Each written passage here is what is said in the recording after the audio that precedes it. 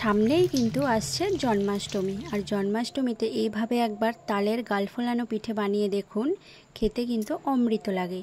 তো চলুন রেসিপিটি দেখে নেওয়া যাক। নমস্কার বন্ধুরা, ওয়েলকাম টু প্রিয়ার রান্নাঘর। নতুন একটা রেসিপি দেখার জন্য সবাইকে স্বাগত। তো আজকে বানাবো তালের গাল ফোলানো পিঠে। তো চলুন রেসিপিটি দেখে নিই।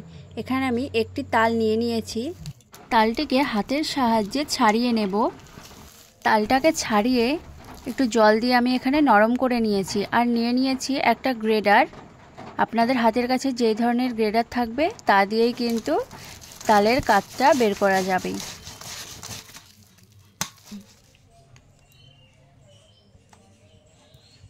এইভাবে গ্রেডার দিয়ে ঘষে কিন্তু সবকটা তালের কাত আমি বের করে নিয়েছি। এবার তালের কাতটাকে একটু ছেঁকে নিতে হবে। তার জন্য আমি একটি বাটির উপরে নিয়ে নিয়েছি একটি নেট। আপনারা যে কোনো ধরনের নেট ব্যবহার করবেন।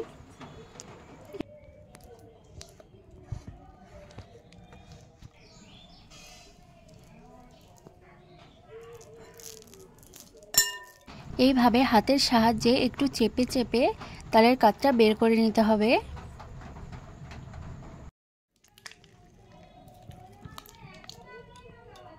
ভালো করে ছেঁকে নিয়েছি। এর থেকে কিন্তু আমি কিছুটা তাল তুলে রাখবো। এরপর ওই তালটার মধ্যে দিয়ে দেব এক বাটি দুধ। তালের কাতটা অনেকটাই ঘন ছিল। এবার ভালো করে একটু মিশিয়ে নিতে হবে। এরপর এর মধ্যে দিয়ে দেব এক বাটি চালের গুঁড়ো, আর দিয়ে দেব এক বাটি ময়দা, আর দিয়ে দেব সুজিটা আগে থেকেই ভিজিয়ে রেখেছিলাম। এরপর দিয়ে দেব হাফ বাটি চিনি। এখানে আমি চিনিটা গুঁড়ো করেই দিয়েছি। এবার দিয়ে দেব সামান্য পরিমাণের লবণ। এরপর সবগুলো মিশ্রণকে একসাথে ভালো করে মিশিয়ে নেব।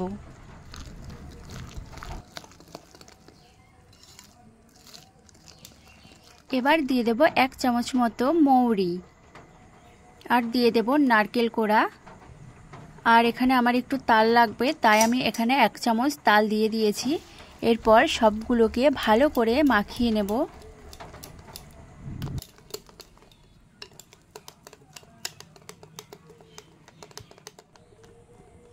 এইভাবে একটা স্মুথ ব্যাটার তৈরি করে নিতে হবে। এখানে আমি নিয়েছি ছোট ডাব্বু হাতাগুলো, এর সাহায্যেই পিঠেগুলো ভাজবো। এবার তেলটা গরম হতে দিয়ে দিয়েছি। এবার নিয়ে নিয়েছি এক হাতা মতো ব্যাটার।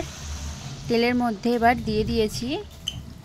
সাইড থেকে একটু তেলটা পিঠের উপরে এইভাবে দিয়ে দেবেন, তাহলে দেখবেন পিঠেগুলো খুব সুন্দরভাবে ফুলে উঠেছে।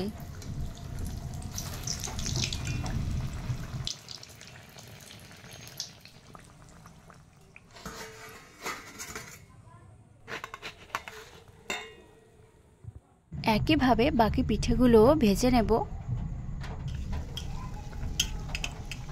এইভাবে তেলটা একটু উপর দিয়ে দিলে দেখুন কতটা সুন্দর ফুলে উঠেছে, একেবারে বলের মতো। উল্টে পাল্টে একটু লাল লাল করে ভেজে তুলে নেব।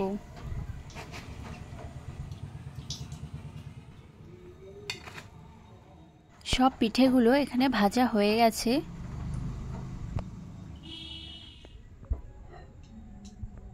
একটা পিঠে ভেঙে দেখিয়ে দিচ্ছি ভেতরটা কতটা সুন্দর হয়েছে।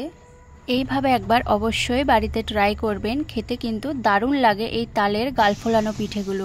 রেসিপিটি ভালো লাগলে অবশ্যই লাইক, কমেন্ট, শেয়ার এবং সাবস্ক্রাইব করে দেবেন।